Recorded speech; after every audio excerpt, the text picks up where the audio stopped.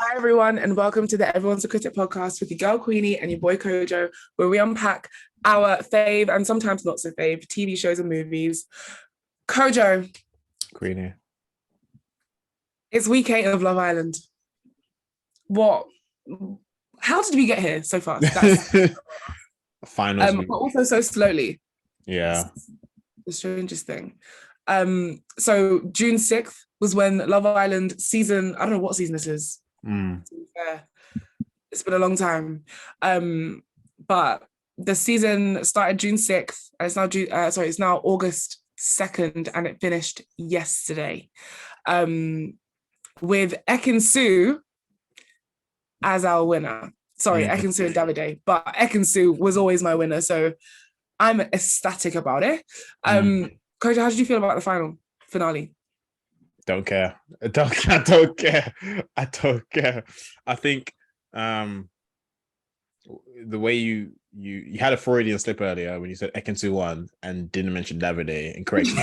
I feel that's been everyone's sentiment is Ekin-Su won and Davide, but Ekin-Su won. Yeah.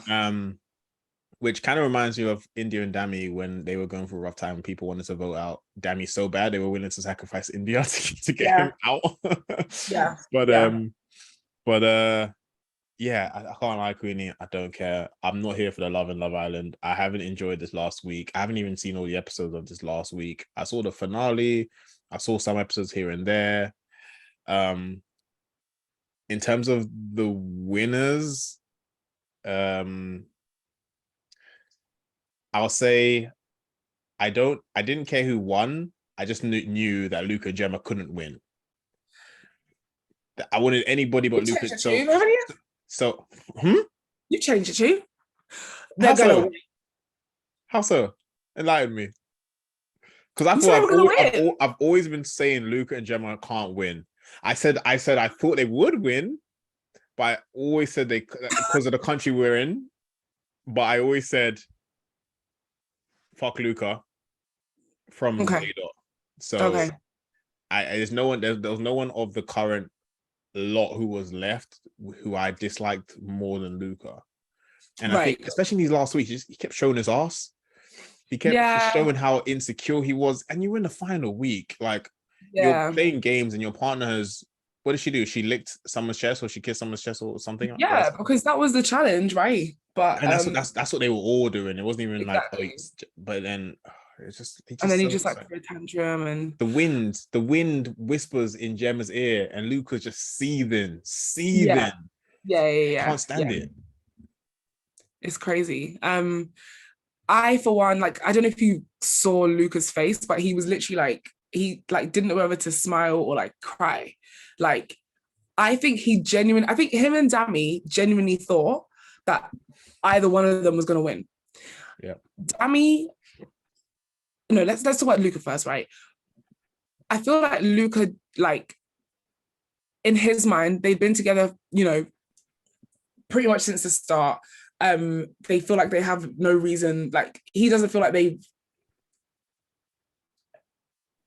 had any issues, right? And if they have had issues, that they've like been able to work it out. But he's unaware of like how it looks on screen. So like, I don't know if you saw the parent episode, but like his mum was like, we'll talk when we get out kind of thing. Because like even his mum was like, who have I raised kind of thing. So that was interesting to see like his mum come in and even his mum be like, yeah, you've been acting a bit wayward, like, but we'll talk when we get out, don't worry. And I think he noticed like he felt when his parents were like, yeah, that was not the best way to move. Yeah. I think he turned to his dad and his dad was like, yeah, that's like like almost he comes to his dad to be like, back me up, and his dad was like, nah, son. Like, nah. So and I think they've obviously never been in the bottom two before. Like there was so many things that would have boosted Luca's ego. And I remember saying last week that, he needs to be brought down several pegs.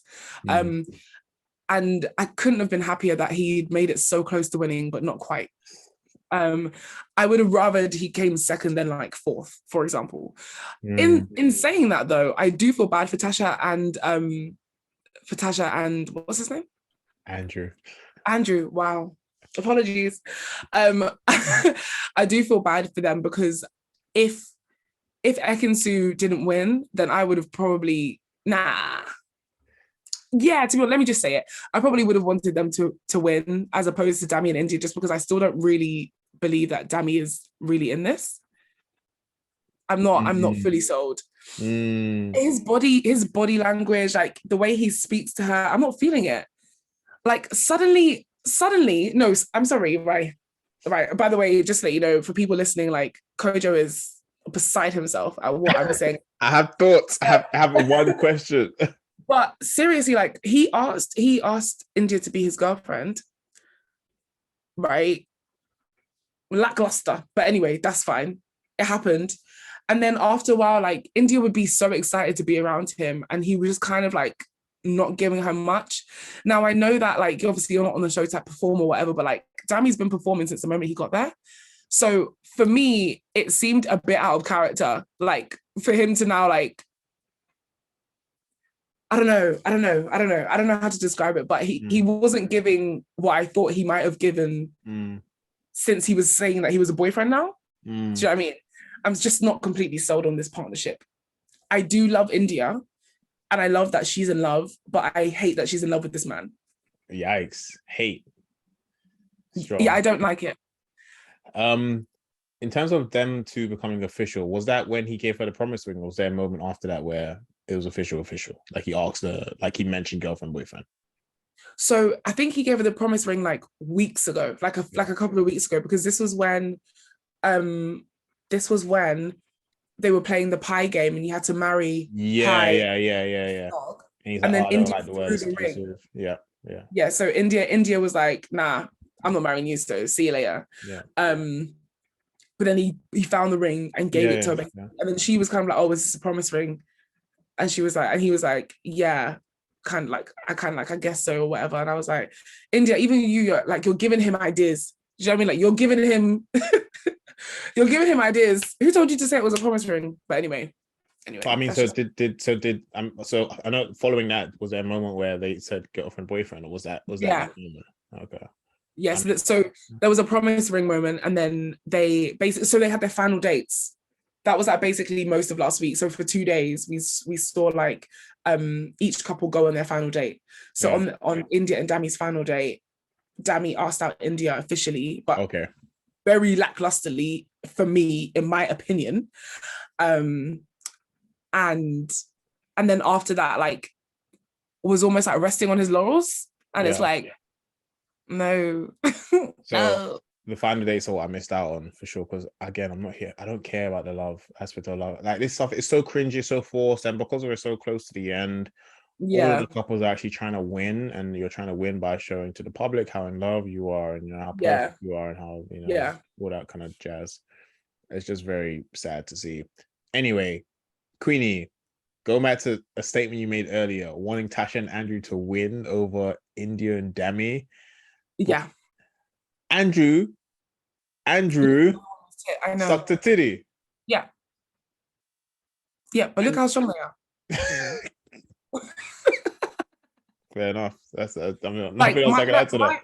No, my thing is, right, and obviously people can come for me, obviously, but just make sure it's on Instagram, at us, at the Critic Pod. Let us know your thoughts. So you can at me, I'm fine. Like I have my justifications. But for me,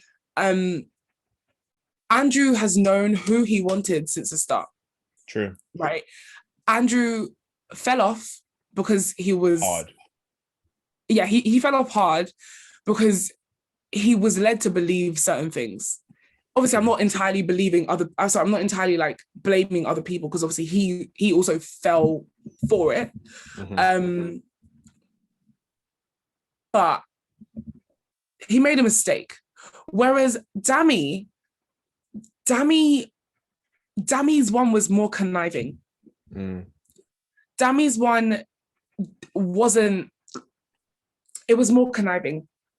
And till this day, it still doesn't sit right with me. I'm sorry. Like, and I genuinely feel like when India watches it back, or if she decides to watch it back, that she'll be like, like there's some behaviors here. I feel like she's seen the worst of it already. I can't lie. If the fact that she weathered the 3-way kiss and just everything else, associated with Dami, and I don't think she's going to see anything else that she hasn't seen already when they done Mad movies. Yeah, I guess so. And he brought back a different girl into the house. Like, I don't think there's anything else that she can see that's going to make her feel differently. And now she says she's in love, she's got a part. They'll look past it, they'll move past it. It's not, and I know people obviously, like you included, feel quite strongly about disliking Dami, but he's not like, in comparison to, I guess, some of the guys we've had in Love Island, he's not terrible. He's not terrible. He's not terrible. There's more to see from him, but he's not terrible. He's not like a bad guy. No, he's not a bad guy, but I feel like his stance on like, oh, he just wants like the Love Island experience, blah blah. Like, I understand that sentiment, but my thing was that, like, you don't have to though. Like, and even his sister and his cousin said that, right? Like, he was like, yeah, like, I just wanted the experience, and his cousin and his sister were just like, but it wasn't necessary. Like, sorry. No, on that note, actually, we could talk briefly about the parent stuff. Like, all the couples met the parents. Obviously Dami's family, I should say. Dami's family couldn't make it because one of them had COVID, but they got to do the video live link, which was nice. But I want to talk about India's mum and sister. Yeah, with Dami the business. The shining lights did not hold back. No, and I'm happy that they didn't. I feel like they could have definitely gone in a lot more. But I mean, it is what it is. It was enough. Yeah. It was enough. And I'm glad. I mean, obviously they were gonna have to, come to terms with the fact that, like, India is in love with this man and all of this stuff. So it is what it is. I find the meeting the parents situation very weird. Anyway, like, I find it quite strange. I feel like I find it quite strange in real life as well.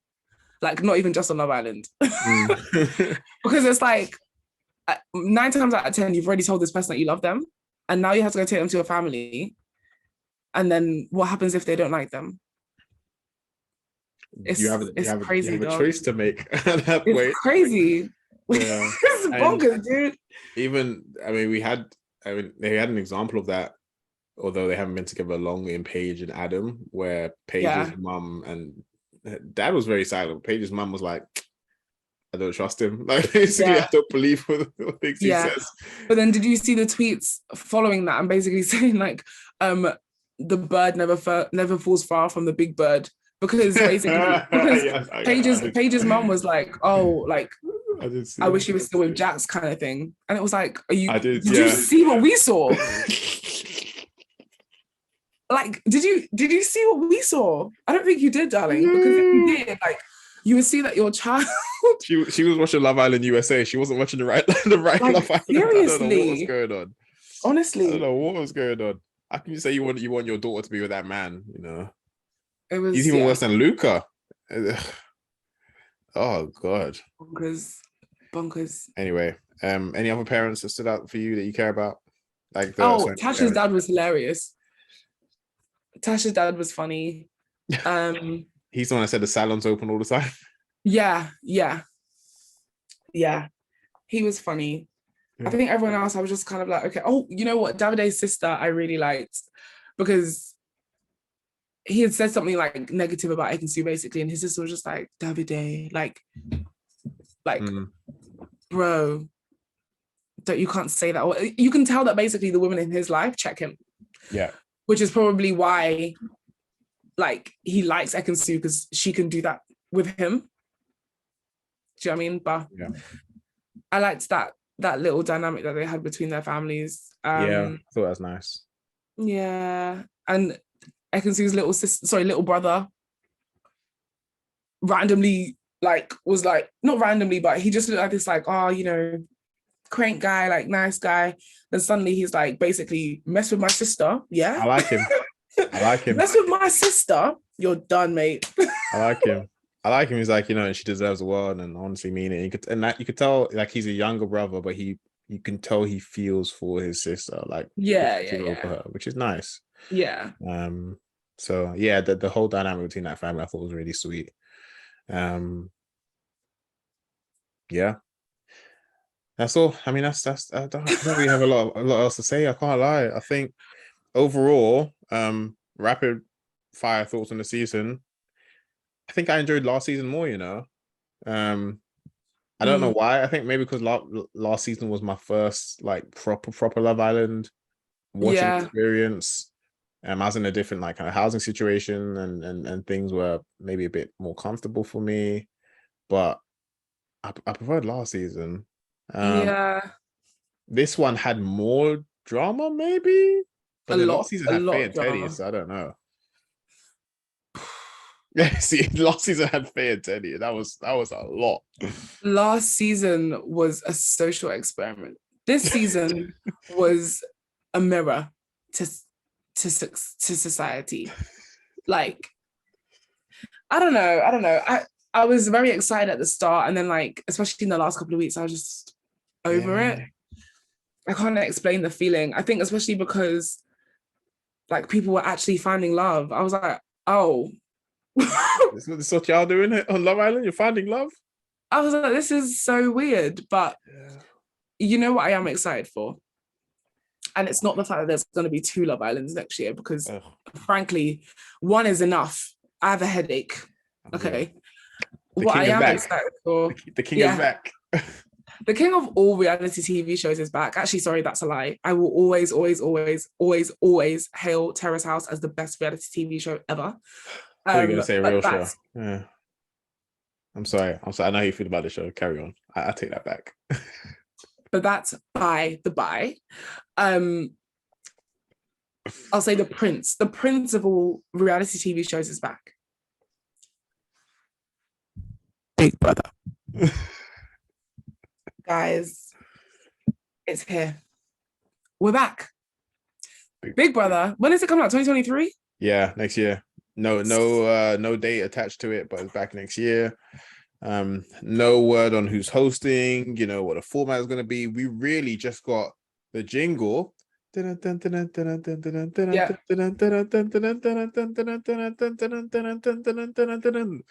That's all they gave us, and the eye. That's all. That's all you had to say. Once I heard like that, I had to look up at my screen like, what is going on? What year am I in? What's happening right now? And it's 1984. It's wild because I remember the hype for Big Brother. Obviously, I remember like Big Brother was one of those shows as a kid. I watched a lot with my mom, and then like I know you're like, okay. But that was just something families would do, was watch Big Brother. Yeah. I remember like watching one of the finals with like our whole family sat around the table, like sat around the couches. Yeah. Strange. Big Brother. Anyway, so I remember watching that show a lot with my mom, and it was like, yeah, thinking back as a bonding moment. You talking about my mom talking about Big Brother to my mom. Anyway, Yeah. But then kind of the hype kind of dying out after season of season. And we had 2 Big Brothers in the year. You had Big Brother, you had Celebrity Big Brother as well. Yeah. And then the hype kind of, I just remember not tuning in at some point. Yeah. It's because it changed from Channel 4 as well. It moved from Channel 4 to Channel 5. I think I even dropped off before that actually happened. Yeah. They had Big Brother live. You can watch like the YouTube live stream. Cause I was talking about somebody the other day where they wanted more Love Island content. Now, I thought it'd be interesting if Love Island had like a live stream, but I think that has so much producer involvement that it wouldn't. And most of the time, I mean, Big Brother, they also just sit around hanging out until they get tasks. But yeah, this one doesn't really. Love Island doesn't really have much going for it, I think, in a way Big Brother does. Yeah, and especially because like I mean, obviously the motive is money at the end, but even still, like if you're on Big Brother, more often than not, you're literally just a regular person. And I hope and I pray that they don't bring on like TikTokers or they will. Oh, it's 2023 when it comes out. They will. Like because like, and I get why they would, because like seemingly they can handle the hate and the pressure and like I do get it to a certain degree, but also don't take from the magic. You know, it's like a Disney remake, a Disney live action remake. Do you know what I mean? Bringing back a classic. I hope they'll mix it up, but I do think from a production side of things, you'd want to bring in some people you want to bring in some influencers. It's just great marketing. Great marketing, to be honest. I feel like this marketing was enough though. Like, think of how many people were sat watching the Love Island final yesterday. You show that on screen, your target audience has been reached. It's true. Your target, like, we're all sat here watching a reality TV show. You're telling us there's more? And you're telling us it's one of the best out? Or that has ever been? Yep. Crazy. Anyway, I'm looking forward to it. I heard people throwing around Ekinsu's name as the next host, would be host, or should be host, or Big Brother. Inject it. Listen, Ekinsu, that's it. That's what I have to say. The brand deals, I want to see contracts. I want to see contracts now. And then if you're listening to Ekinsu, like, I would like my cut. Because I feel like I've really ridden for you. I've really ridden for you. So I'll send you my PO box, and I hope that pays off for you. But yeah, that's it, Queenie. With that, I think we're done with Love Island. For this year, at least. Yeah, for this year, I don't really have much else to add. I think it's been a long 2 months of Love Island, but it's been fun. It's been a lot of fun talking to you on a weekly basis about this. Your tweets on the timeline, like in real time as chaos is unfolding. Love it. That's like, Twitter is one of the best parts about Love Island, to be fair. It's just so funny. It brings out a different side. I mean, truly. You know, I'd be getting likes and retweets and stuff. I'm like, I'm not famous already. It's crazy. Feels that way. I'm doing all this for free. I'm making people giggle for free. Listen, I need to run a check. But there's obviously the event we did, our first event for Everyone's a Critic, the Love Island watch party. It's been a really good summer of Love Island content, and now we get to head in some downtime. And before we dive into the next TV shows that we'll be talking about, which will be announced not much later, a little bit later. Yeah, so, we're gonna need a summer to just recoup. Yeah. But yeah. Thank you so much for listening to us, guys. Let us know what you think about the show in general. Tell us what you thought about this season. Will you be watching both seasons next year? I still feel like that's a lot, but like every day, low-key, and now I'm in my conspiracy bag. It's like, do they just want us all in at 9 o'clock? Yes. Like, is this like a low-key curfew situation? Love Island summer, Love Island winter, and Big Brother in when? Like, are they really going to do 2 Love Islands? Yeah. It's giving greedy. It's giving greedy. It's enough. That as well, yeah. Love Island. Why should we all be at home at 9 o'clock? I have stuff to do. Yeah, Love Island winter 2023. Okay, anyway. Well, until then. Thanks, Kojo. Thank you, Queenie. Bye. Bye.